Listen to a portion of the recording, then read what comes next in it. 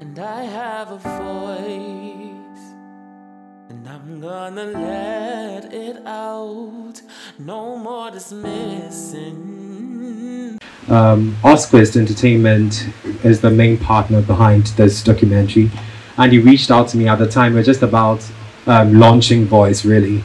I was just talking about VOIICE, what's VOIICE about, and why you should get on board VOIICE, because as I said from the beginning, VOIICE is a foundation and also a community. So I was trying to get people on board the VOIICE community, and as I was in the introduction, I've been working in the field of human rights for a while. So he felt it wise to reach out to me so that we partner in making this happen, as well as the Kente Entertainment. So we are going forward to starting with a panel discussion, which I'm so excited about anyway. I think the very first question would go to you, Dilys Sillah. What do you think is the reason for this belief of witchcraft in Ghana and the abuse that comes with it as a Ghanaian? I think there's a couple of questions there. I mean, you mentioned about there being the three main religions in this country. Sorry, I find it really difficult speaking in this thing. It's awful, but I'll try. So you've got Christianity, you have Islam, you have the traditional religion. Or maybe I can just sit here so they feel comfortable. Oh, hallelujah. I really can't breathe in that thing.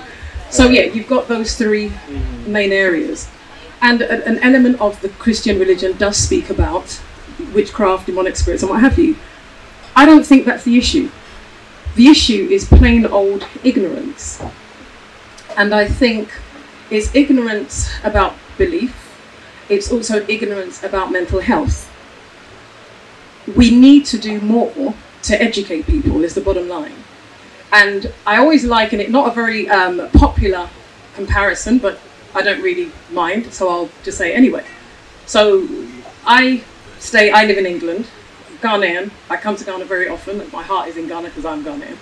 Don't worry about the accent, me to cheat by me again, and don't check that. But the fact is, we seem to have an issue with educating ourselves or taking the responsibility to educate. So, for example, being in England, let's say 30, 40 years ago, being homosexual was just the worst thing that you could be. But through the media, that mindset has changed. Now, I'm not advocating homosexuality, neither am I condemning it. I'm just using it as an example. So I want people to just stay with me on this. For that reason, the media was used as a very powerful tool to address that prejudice.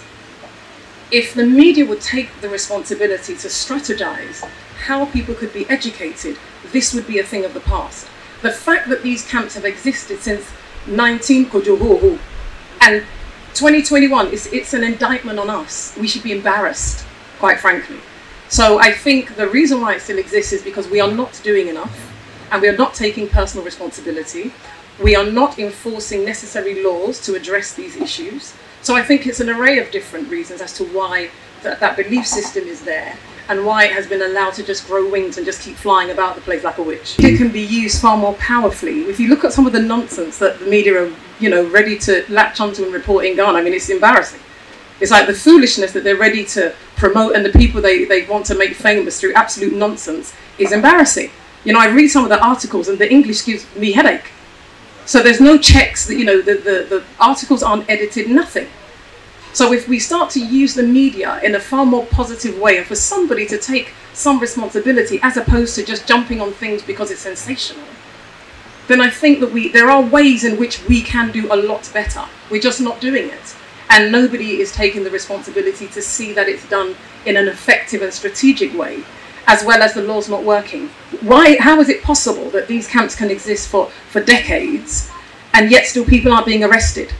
People aren't being charged, people aren't being put in prison. But a woman can pose with her child, I mean, a very stupid picture, by the way, and she's in prison. I think that we have our priorities extremely messed up. Your Excellency. Thank you. If I could just come in there and say I wholeheartedly agree with you. And look, it's great that Ghana has a free media. There's very little or no formal censorship here, but Ghana's media needs to improve. And for example, the point you made about the sensationalism, what are the really important issues here in Ghana? And it quite often astounds me what the media is interested in and focuses on, and also the lack of sophistication that the media have when they talk about these issues. So, for example, when I'm talking about this issue, I never use the term alleged witches. In Australia, we use alleged for people who are alleged of a crime, but it's not a crime to be an old lady with dementia or an old lady with menopause, or an old lady or a younger lady who's just in the wrong place at the wrong time. Actually, the crime is the people who are abusing these women. So something really simple that Ghana's media could do is stop calling them alleged witches and refer to them as women who are abused as so-called witches. So I would agree with you in total. There's a lot of room to improve in the media. But if I could just come in and say also, what I'm not an expert. I've been here in Ghana for 9 months. But you mentioned that Australia has 60,000 years of continuously practiced Indigenous cultures. So my ancestors come from both Scotland and Indigenous Australia. And my Indigenous Australians ancestors walked the land for 60,000 years before England arrived. But we've still decided to change and adjust our culture and update our culture. So there were Indigenous cultures in Australia that used to eat people, but we realised that part of our culture needs to change. So changing and updating your culture is a good thing to do. And so what I don't like hearing in Ghana is that culture is a reason to abuse human rights. And actually, it's not okay to say it's our culture to demonise women because they're witches. And there are a range of other human rights areas that I've spoken about, equally to do with gender and gender-based violence and abuse and harassment of people based on their sexual identity. And the argument is, it's our culture, we've got to protect it. Well, my response is culture is dynamic and culture needs to protect everyone. And at the moment, Ghana's culture and the culture of witchcraft is protecting violent people who use physical and structural violence against predominantly elderly women. And so if Ghana's culture really wants to be strong, it needs to protect old women. And I know that just like in Australia, a really important part of African culture, just like it is in Australia, for Indigenous and non-Indigenous Australian culture, is respect and love for elderly people. So let's tap into that culture and let's not use the excuse that this is a Western concept. Human rights are not a Western concept. Australia, we're not a Western country. We're in the South. We were joined on to Africa for millions of years and drifted up from the South. 50% of Australians speak a language other than English at home. That could be Twi, Arabic, Chinese, Swahili, Vietnamese. We're not a Western country, but we protect human rights and we have a human rights focus because it's the right thing to do. And I know that same passion is in Ghanaians' hearts. So don't let people use this is our culture or this is a Western concept or this is a neo-colonial concept, because it's not, it's a universal concept. It's love and compassion and acceptance and protection for everyone. Thank you so much. I'd quickly go to Dr. Ramata Seidu. We have always heard about witchcraft growing up. Sometimes our parents even told us, don't go to this family because there's the small girl there, she's a witch and all of that. But hardly did we ever compare witchcraft to mental health. We never thought that an old woman suffering from dementia could show certain symptoms that is thought of to be, witchcraft today. So can you explain further what in your profession is the connection between these two? Even before I got into mental health, if anything bad happens, somebody must be responsible for it. It's for some reason how we understand things. Someone is rushed in after a car accident and the person passes away. Car accident. And the first response from relatives after you break the news is, we knew they would kill him. Meaning that somebody is responsible for it. At this point, you can only imagine that when they go back home, who is this person they're going to hold responsible? It could either be the person they dislike, it could be the person that behaves unusually, it could also be the person that probably has been diagnosed as having a mental illness. So it's because once the person has changed in behavior, has changed in their thinking, has changed in the way they relate with one another, this person is not contributing in the family because they have an illness, then we'll want to understand why is this person like this? And what is the meaning we're going to ascribe, what we are used to, due to ignorance. So we would say, oh, this person is possessed. Oh, this person must have committed a sin. This person is paying for the sins of a relative. We have several meanings we attach to it because we believe in these things. We believe in religion, we believe in faith. Unfortunately, we will still have people that would enable these mindsets, or people who will encourage people to think like this. And these are some religious believers, these are some traditional healers. Because in the video, when we're watching the documentary, who exactly has the right or the authority to decide somebody is a witch? Really? Because if we are saying witches are spiritual, then you must possess some degree of spirituality or some degree of witchcraft to point a finger at somebody else. So why do we say someone is a witch? Like a lady said in the documentary, once you behave abnormally, we say you're a witch. Mental illness comes with abnormal behavior. So then the association is just there. So long as somebody is seen stripping naked, oh, this person is possessed. So long as someone is talking and speaking incoherently, as in what the person is saying, you can't make sense out of it, then the person is possessed. Educate and educate. Sometimes you can get through to one person, but there's somebody else in the family that would ruin all your education. And you know, mental illness is hard. It's the truth. It's hard. It's tough. In our parts of the world where we are underfunded, we don't have adequate treatment, we don't have enough facilities, we don't have enough skill to manage people like that, it is not easy for persons living with mental illness in this country. Let me just say a few things about her for those that do not know her. She's a British Ghanaian actress. Oh, you know her, so it's okay. Yeah, alright. The reason why he's not successful is because somebody is sitting, he believes that somebody is holding on to his destiny, someone is holding on to his future. He also believes that there are cameras that have been set up by somebody in the family to monitor him and inhibit his progress. Imagine that this man has kids. Some of the children, and you see, people with mental illness, because of their lack of treatment, are not very functional in the sense that they are not working, they are not making money, they are highly dependent people. Then you have this man's children who, quote unquote, will not be living in comfort because really there isn't that much money coming home. Your uncles and your aunties are taking care of you. You are more inclined to sort of believe what your dad is saying because one, other family members won't speak to you because your dad has mental illness. So then it makes sense that, oh, okay, then my dad is right. They don't like us. They hate us. Then on the other side, the other uncles who have other kids will go like, yeah, these people are different. These people do this to my dad, this to my mom. So it makes sense. You can always find meaning to something you don't understand. So long as you can put 1 and 2 together and somebody else will understand the story, then everybody would relate to it. But these are delusions.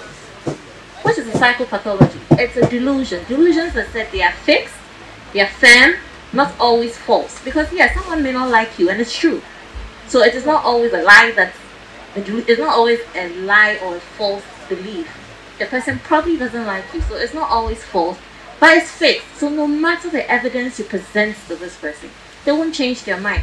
And that is the disease. That's the psychopathology. It is for this particular reason and other things why we would give somebody medication. As an actress, obviously, you know, a lot of the, I would say the, you know, creative space, a lot of people look to us. A lot of Ghanaian films, Nigerian films, Nollywood films, constantly has perpetuated witchcraft, you know, the occult, and obviously it's born from something. It's something which is culturally specific to us in West Africa.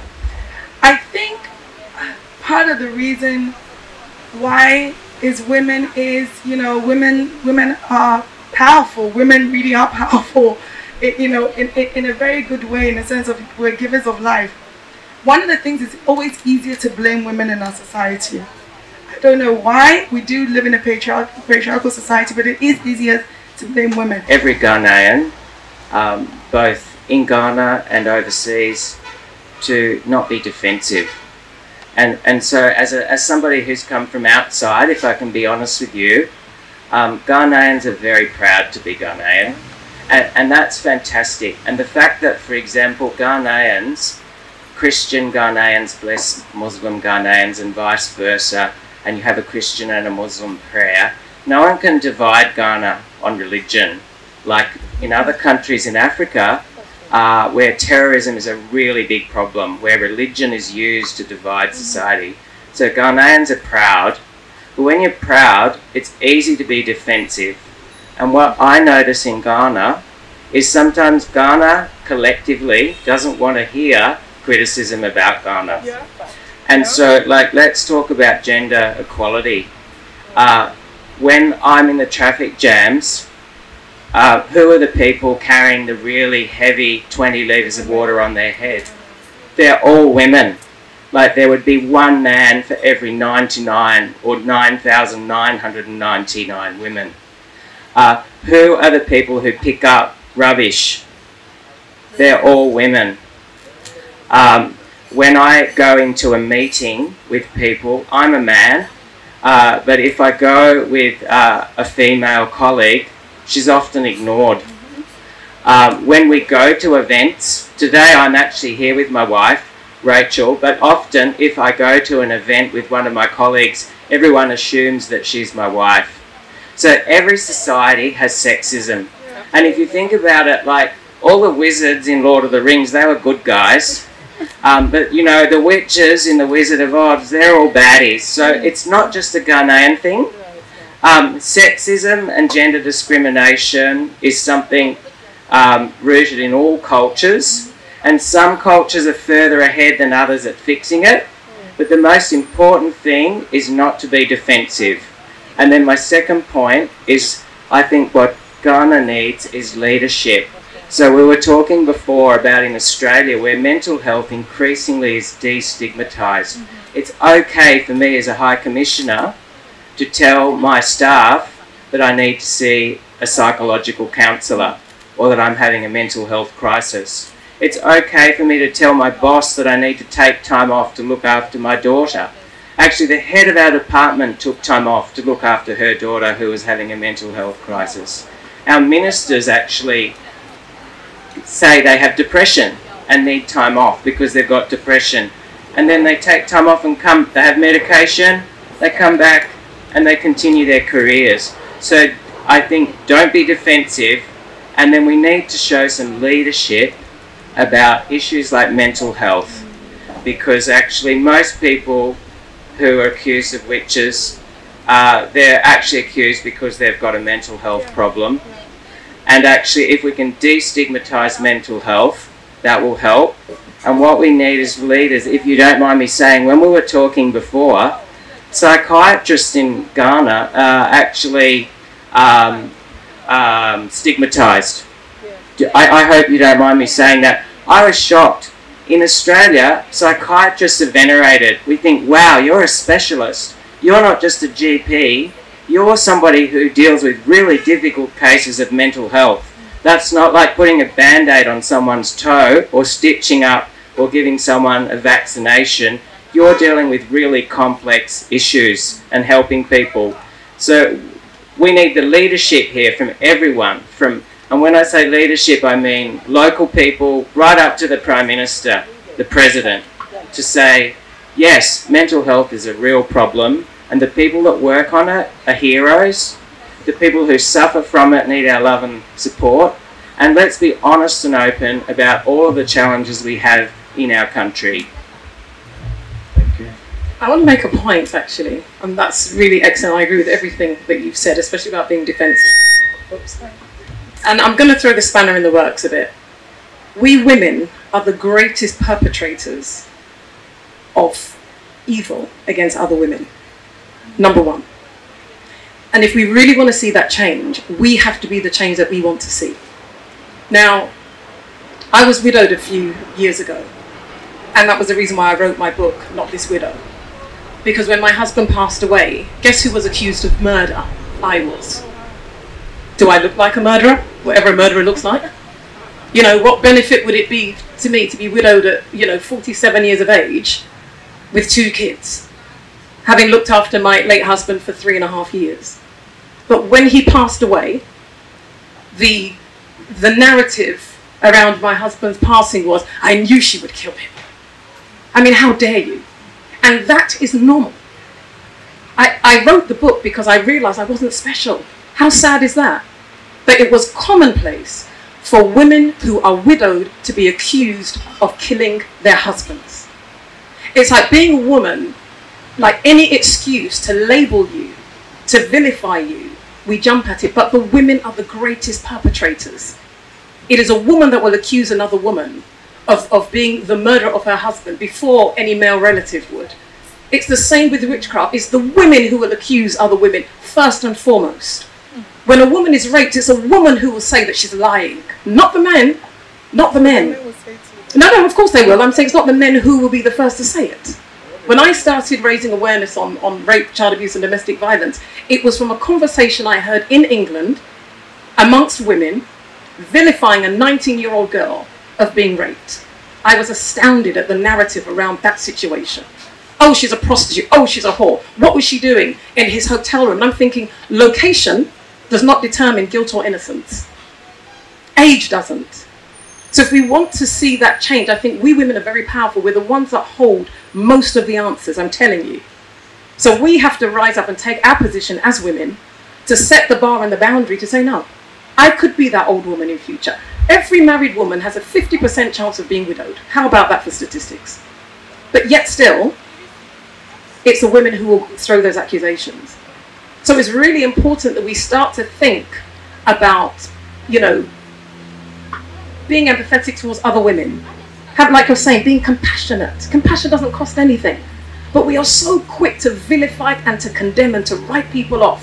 What we don't understand, we don't want to have any dialogue to educate ourselves. And it's very frustrating. One thing with us Ghanaians, and maybe it would be easier for me to say than you, we're damn ignorant. We are ignorant to the core. We are ignorant. We are ignorant. We don't want to be taken out of our comfort zone of the little that we know. Fact. You can argue till the cows come home on a topic, with somebody who hasn't got a damn clue. And you're laying out the facts systematically, and rather than saying, okay, I can see where you're coming from, I hadn't quite considered, no. And as for me, I don't believe. And that is the extent of the conversation. Like, for real, that is the extent of the discussion. That's it. We have got to want to like and love knowledge, because knowledge is power. But we have to take individual responsibility to make it our business to want to educate. If we want to educate people, don't look at the old fogies, look at the children and start to educate people with educational books. I came across a post on Facebook of a book that was put out by, it wasn't the Education Board actually, it was some people masquerading as if they were, talking about Abebrese being, what the hell? And this is what we're teaching children, to further perpetuate prejudice, further perpetuate ignorance and stupidity, might I say. And I know Ghanaians don't like the word foolish and stupidity, but let's call a spade a spade. Some of it is flipping foolish. Do you know what I mean? It's just nonsense, But it's about time that we started to, try and capture the minds of the young people, because they're the ones that are more open to wanting to learn and to change the status quo. If you're going to be concentrating on old fogies like us, then maybe the battle is halfway lost. But if we can start to just have this drip, drip, drip approach with the younger people who are greater advocates of change than we have been, then maybe we will have a better chance at being able to confront some of these issues, is what I think. So one thing that stuck out for me was the fact that you feel ignorance is a huge reason why this keeps happening. And my favorite quote of all time from Wayne Dyer says that true ignorance is when you don't know something, but you refuse to investigate. So what I wanted to ask you actually was, one of the things that I see you being vocal about is your faith. And for a lot of people, aside ignorance, as long as they remain religious, it becomes the reason why they feel it's okay to do certain things. So what I wanted to ask you was how do you think that these religious individuals can make that clear cut between this is not something to do even when I believe it's okay to, maybe for my religion. I don't know if you're getting... I understand what you're saying. The difference between me and them is I'm not religious. I have faith. I'm not religious. So I won't see a woman who has got 5 husbands and condemn them like the Pharisees did. I'd be like Jesus and say, girlfriend, just sort yourself out and don't do it again. Do you know what I mean? So I'm not religious. So I can't speak for them. What my faith tells me is that compassion is for everybody. There's a phrase in the Bible that says that when you feel or when you see that your brother is overtaken by a particular type of sin, you who are spiritual, pray for them and restore them with a spirit of gentleness so that you yourselves are not tempted. That's what my faith tells me. So I've never been in a position where I can say, well, I don't struggle with homosexuality. I don't struggle with substance abuse. And so therefore I'm somehow better than you. What it means is that I have a responsibility to care for you more than the one who is not struggling with those things. So I can't speak for those people. I think if I could just come in, sorry again, I really like what you said about agreeing to disagree. So like I'm completely, I don't believe in witches, but I'm completely happy to agree to disagree with anyone who wants to believe in witches. But what I'm not happy and what to agree about is that you can use your belief to abuse and exclude other people. Whether they are elderly women who are accused of being a witch, whether they're lesbians, transgender people, actually everybody has a right to live their life in peace. And everybody has a right to safety and love and compassion. And actually for me, for example, my family, we're not Muslim, and I don't want my daughter to wear a veil, and I wouldn't ask her to wear a veil. I don't support that for me, but I completely support my accountant, Farida, who works in my office, to wear a veil, and I admire her for fasting through Ramadan. And she admires me as a non-Muslim for organising a blood donor drive yesterday at the High Commission. And then I didn't judge her because she couldn't donate because she was fasting. I understood that. So we're all accepting each other for who we are. And so actually accepting other people for who you are doesn't mean you have to change your culture or your beliefs. It just means you can't use your culture or your belief to abuse other people. The whole idea behind mental health, for a lot of people, it sounds very far-fetched, and it's something that we also try to inculcate in our awareness creation as VOIICE. But we have a lot of challenges. Can you throw some light on how you think we can be progressive in creating awareness on mental health? It's very easy. The way we are so quick to call somebody a witch because of the person's behavior, because of what somebody's saying, makes me believe that it's actually quite easy for us to identify people with mental illness. It actually is. Because we do recognize and agree that this is not normal. But we don't think it's an illness. We think it's spiritual. Where do we even start from? There are lots of factors that keep perpetuating it. Abebrese mentioned the media and the movies. One thing that bothered me so much, especially when I started, you watch the movies growing up, and Nigerian movies, Ghanaian movies, and the bad person in the movie gets punished with mental illness. So at the end of it, the person goes crazy. And everybody's like, oh, you deserve it. Because of all the bad things you did in the movie. And they're still happening in movies. And you grow up in your life and you're wondering, why do I think somebody shouldn't think this is spiritual? When I once agreed when I watched those movies. So the media is actually very powerful. We should actually use our media for the right purposes and for the right things. My biggest challenge on media is they don't do their homework. They don't put in the effort to do the investigations. They don't use the required technical people to discuss technical issues. So they want to discuss something about mental illness, and then just anybody is used to discuss mental illness. Starts from the children, because really we are who we are. Our personalities are formed, our ideologies are formed, our mindsets are formed. It's not going to change. So I remember the Mental Health Authority trying to advocate that we should have some psychology classes at the level of children, not what is taught at the university, but at the level of children. And the kick against it was so bad, even with parents. I remember it was shared on Facebook, and I was asked at back and forth with people commenting. And there was this person that I knew in person who was so upset. Why do we want to expose our children to something like this? We are talking about mental health. And their argument is, all children, you know, in our part of the world, a child's responsibility is to go to school, is to study, eat, sleep, and be obedient. That's our responsibility. Because our parents are toiling. They don't see why you think you have an opinion. They don't see why you should have a problem. The last time we're trying to ask the parliament to dissolve the decriminalize suicide. I don't watch news much, but that day, for some funny reason, the TV was on and it was in there, we're discussing it. And the MPs were like, the politicians were like, oh, why do we have to change it? It should be there. After all, we don't jail anybody for it.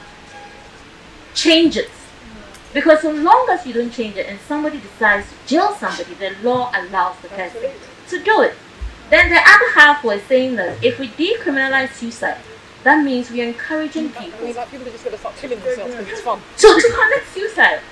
And you're wondering, at this point, if I were standing face to face with one of these people, where would I start from? Really. It's tough. But the education is important. We'll keep doing it. We'll keep saying it. We'll keep enforcing it. If it falls on deaf ears, we'll continue until it falls on the right ears. But we are hoping, in fact, I'm hoping that we could start from schools, even counseling departments in the school. And when I say counseling, I don't mean anybody who is just a counselor. Because in Ghana, we use the term very loosely. Very, very loosely. So long as I can give you advice, I can call myself a counselor. But that is wrong. So usually I would say at least clinical psychologists. They have gone to school, they are trained, they have the skill. If we can start with those ones, even at a basic level, to teach children that it's normal to talk about your feelings. As they grow, they will not bully each other. They will not tease each other. They will not laugh at each other. But will our parents agree? That's a question for another day. So we'll get there.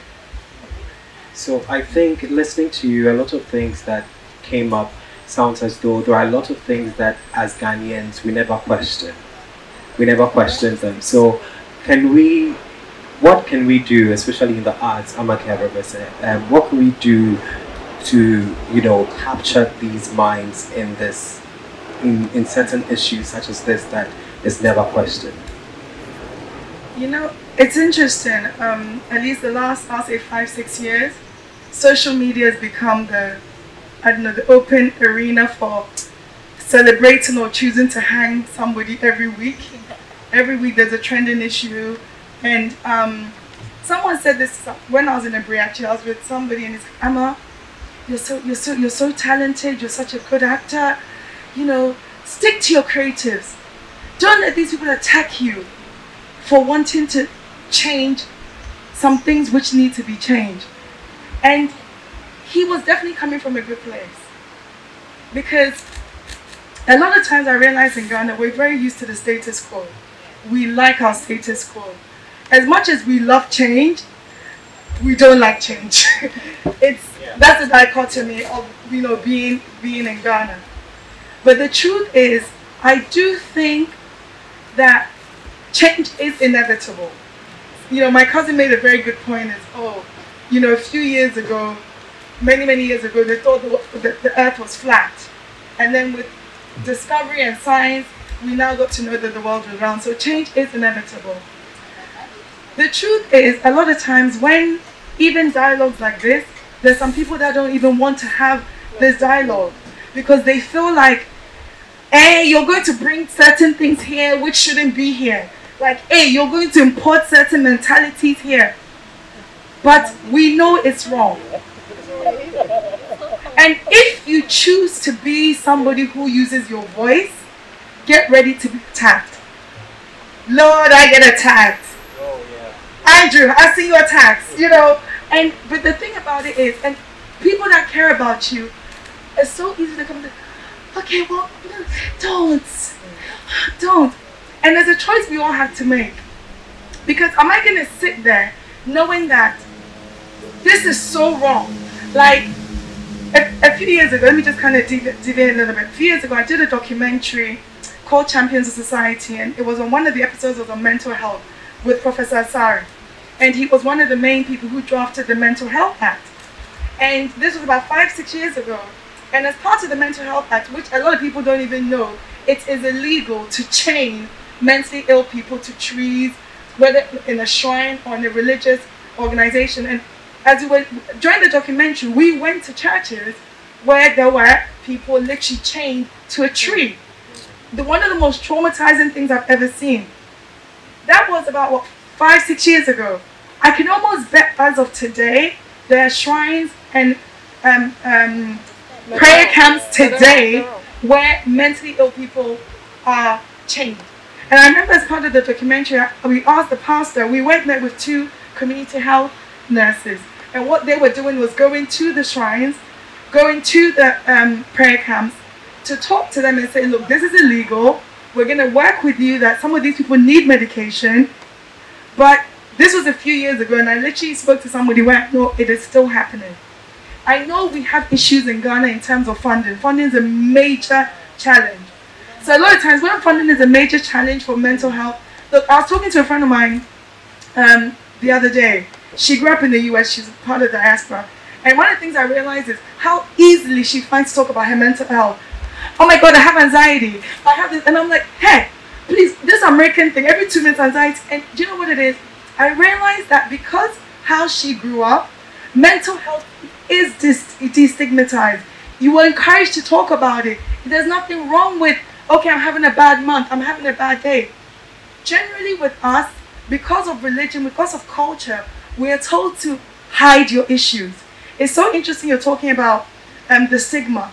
There's somebody that I know who has been diagnosed with paranoid schizophrenia. And because of the society and from a quite prominent family, the mother doesn't want the person to take the medication. Because if that person takes medication, I think to the mother, it means that my child is crazy. Because of how we view mental illness as crazy. It's you're going to walk down the street naked. She even got so upset with him that, when he had an episode, and everybody would see, next thing you'll be on the streets naked. And we look at it as, it's the end of the world if somebody has mental health struggles. And it's not. So it's going to take a while. I think in Ghana, if it's going to take 10 years, add another 20 years to it. But the truth is, more of us need to talk about it. More of us need to use our platform. Yes, they're going to kick up against you if you brush a line they don't like. Or if they think you're important something, Western mindset. Always say, hey, you diaspora people. Hey, you want to come and change Ghana. You people, you've lived abroad. But the truth is, even they know it's wrong. But another thing I realized is, I remember from the pastor we interviewed, he was like, well, it's biblical to chain them. He made that point. And also, when their family dumped them here, sometimes their family don't come back. When somebody has a mental health challenge, they don't come back for a year, 2 years. We chain them because we can't let them go and harm other people. So we know that this is multi-sectional. It's going to be government. It's going to be private institutions. It's going to be platforms like this. It's going to be keep talking about it, keep educating. People will say, oh, kick up against it. Maybe in 2 years, there may be more raise awareness. Hopefully, the more we can get to a better, we can get there somehow. Okay, so the time is going against us, but we would like to hear from you quickly. But then, so that the audience can also ask questions. Something really funny. There are people in this room who suffer from mental illness. The joke is, what we think we are importing has always been here. Whether it's mental illness, whether it's homosexuality, listen, I'm 50 this year, okay? I went to school in Ghana.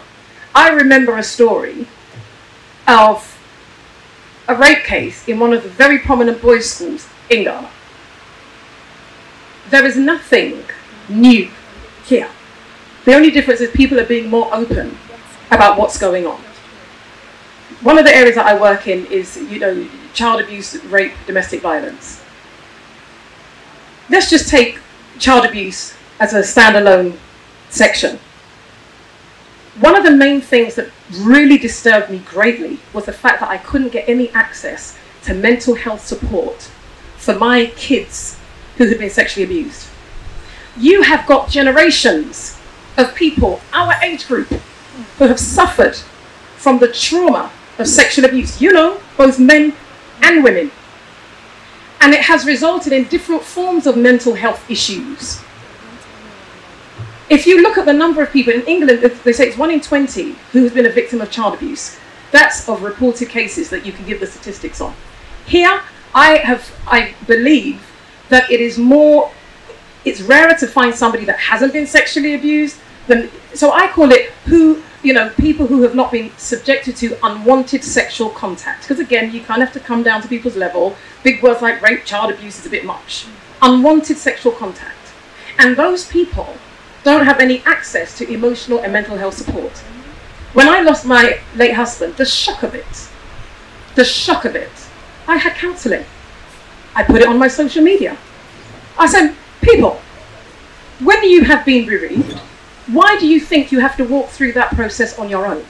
The reason why people have the joy of seeing me back to myself is because I sought mental health support. So for me that sought it and for you who didn't, who's really the crazy one? It ain't me. Do you know what I'm saying? So we've put ourselves in these little boxes and we're struggling. And people are amazed as to how somebody who was bereaved 2.5 years ago, I am probably the happiest and the most in control and the best I have ever been in my entire life. Why do you think? Because I made it my business to get better. I got my daughter counselling. She refused to go. I said, guess what? You're going. There's one adult in this house and it ain't you. I said, you can go, and when you don't like it, then you can stop. But you do not have the right to an opinion without having the facts. You're going. £50 an hour it cost me. But guess who didn't want to stop their counselling? Little miss, I didn't want to do it. So, it's important when I look at some of the behaviour of some of us. I'm Ghanaian. I love being Ghanaian. These are my people. But one thing with me is I don't do political correctness. I just speak the truth. You like it, fine. You don't, that's your problem. The fact is, we've got a lot of people who are struggling. You can see from their behaviours, when you see some of these men that are beating the crap out of their women, they've got issues, love. Unresolved.